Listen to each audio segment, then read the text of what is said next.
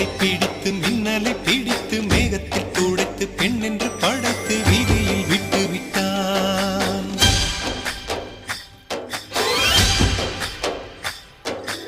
இப்படி இன்னொரு பெண்மையை படைக்க தன்னிடம் கற்பனை தீர்ந்ததை எண்ணித்தான் பிரம்மனும் மூர்ச்சையுற்றான்.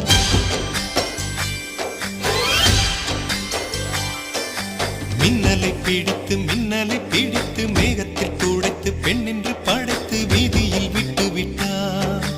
இப்படி இன்னொரு பெண்மையை படைக்க தன்னிடம் கற்பனை தீர்ந்ததை எண்ணித்தான் பிரம்மனும் மூர்ச்சையுற்றான். அவளின் நாசிக்குள் நுழைந்த காற்று உயிரை தடவி திரும்பும் போது மோட்சம் அடைந்து ராகங்கள் ஆகின்றதே.